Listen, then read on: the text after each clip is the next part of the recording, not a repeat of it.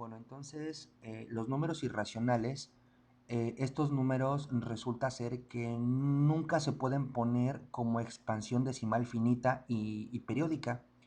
¿A qué se refiere esto? Bueno, por ejemplo, recordemos, este problema surge desde los griegos. Bueno, no problema, sino este descubrimiento.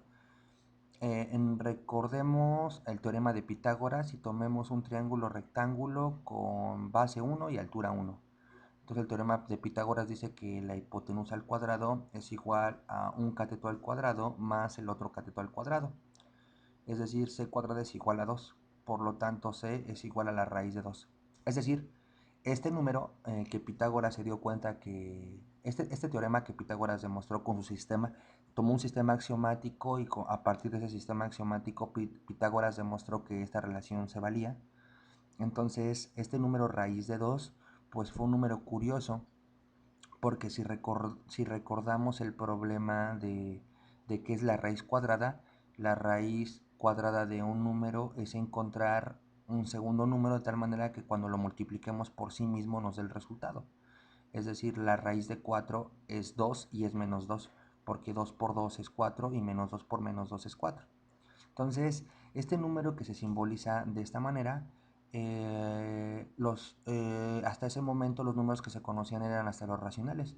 Entonces agarró Pitágoras y dividió dos enteros y vio el resultado y lo multiplicó por sí mismo y se dio cuenta que no era 2, casi era 2. Después agarró otros dos números y los dividió uno entre el otro y se dio cuenta que se acercaba al 2 pero no era 2. Y resulta ser que después uno se da cuenta que no importa qué combinación de números agarres.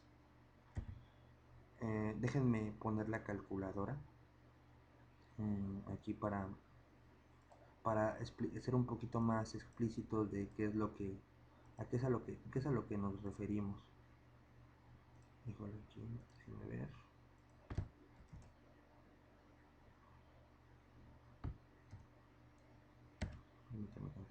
Permítame tantito, por favor. Aquí está. Aquí está la calculadora. Entonces, por ejemplo, si uno agarra y y no sé, no, permítanme, déjenme,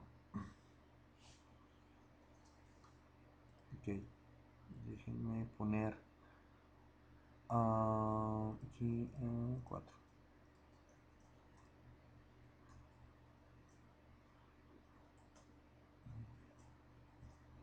Déjenme ver la calculadora. Aquí está. Entonces, en raíz de 4, 4 raíz, aquí está, ¿no? Entonces, aquí está la raíz cuadrada. Entonces, raíz de 4 pues es 2.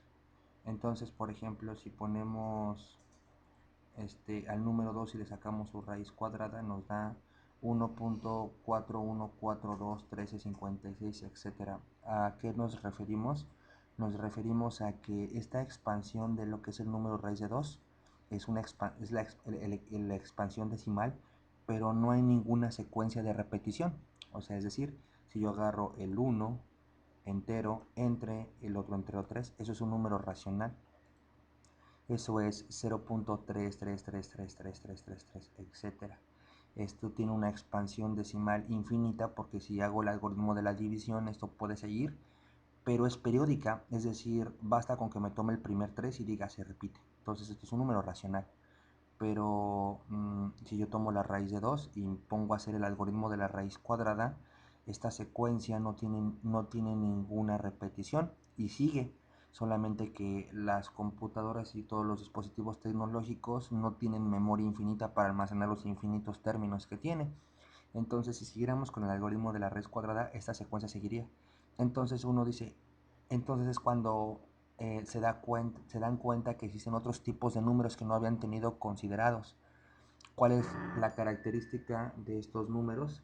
La característica de estos números es que no tienen una expansión decimal finita. Y hay números muy famosos. Está el número e, que es la base de los logaritmos naturales. está el número pi, que lo aproximamos con 3.1416, pero en realidad no tiene nada más 4 decimales, tiene muchísimos, es un número irracional. Y está la raíz de 37, hay muchísimos números irracionales.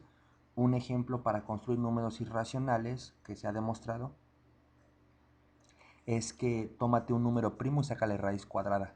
Entonces, todo número primo, la raíz cuadrada de cualquier número primo es un número irracional, es decir, jamás lo vas a poder escribir como una división de enteros, el resultado. Bueno, entonces ahora sí, ¿qué son los números reales? Pues si lo vemos en términos de pedazos y de cajas, resulta ser que los naturales son un pedazo de los enteros. Es decir, los naturales son un pedazo de los enteros, por lo tanto los naturales son un subconjunto de los enteros. Pero resulta ser que cualquier entero lo puedo ver como una división, como lo puedo ver como un racional. Todo entero siempre lo puedo dividir entre uno, es decir, todos los enteros son racionales. Por lo tanto, los naturales son un subconjunto de los enteros, que son un subconjunto de los racionales. Por lo tanto, si lo vemos en cajas, tendríamos la caja de los naturales. La caja de los naturales está metida dentro de la caja de los enteros y la caja de los enteros está metida dentro de la caja de los irracionales. Pero resulta ser que tenemos números especiales que no podemos expresarlos con los conocidos. Estos números se llaman números irracionales. Es decir, tenemos la caja de los números irracionales de manera independiente a la caja de los números racionales. Ah, bueno, ¿qué son los números reales? La R se ocupa de la palabra en inglés real. Resulta ser que los números reales pues son tanto los racionales como los irracionales. Entonces, cualquier número con los que trabajamos de manera cotidiana son lo que vamos a conocer como los números reales. Posteriormente, si tienen curiosidad, podemos hablar de los números complejos. Pero bueno, por el momento le quedamos con los números reales, que son todos los que conocemos. Y bueno, entonces, ¿qué sucede? Pues resulta ser que podemos dar paso a la siguiente, a la siguiente información respecto a esta sección. Antes de continuar me gustaría practicar un poquito la notación que habíamos dado en algún momento y voy a practicarla de la siguiente manera. Este, por ejemplo, aquí tengo algunas cuentas. Tengo que encontrar un número de tal manera que al sumarle 8 me dé 9. Tengo que encontrar un número de tal manera que al sumarle 3 me dé 5, y etcétera. Entonces me gustaría expresar algunas cosas en términos de la notación. Entonces, por ejemplo, a partir de las cuentas que están aquí, yo puedo hacer las siguientes aseveraciones. Puedo afirmar lo siguiente. Recordemos qué significa este símbolo, significa existe. Entonces, yo puedo asegurar que existe un número que pertenece a los naturales tal que esta ecuación es cierta. ¿Quién es ese número? Pues el número 2. 2 más 3 son 5. Entonces, lo que estoy diciendo es de que hay un número de tal manera que al sumarle 13, 5, lo tendría que escribir de manera matemática así. Recuerden que los símbolos se sustituyen por frases en español. También podría decir lo siguiente. No existe un número natural de tal manera que cuando le sumes 4 te dé menos 1. Porque para que esta suma me dé menos 1, x tendría que ser menos 5. De manera similar, existe un número natural de tal manera que cuando le sumo 8 me da 9, sí, ese número natural es el número 1. Existe un número entero de tal manera que cuando le sumo 4 me da menos 1, sí, es el menos 5. Pero por ejemplo, puedo decir lo siguiente. No existe ningún número racional de tal manera que cuando a ese número le sume raíz de 12 a 0. No hay ningún número, para que esta suma me dé 0, x tendría que ser la raíz negativa de la raíz de 2, pero eso no es un número racional. Entonces ese número no es un número, no existe un número racional tal que esta ecuación sea cierta. ¿Okay? Bueno, solamente es practicar un poquito de la nomenclatura. Ok, bueno, ok, perfecto. Entonces, sigamos, ¿no? Con esta parte. Entonces, vamos a ver qué pasa con los números enteros, perdón, los números racionales desde el punto de vista axiomático. y continuamos con el siguiente video.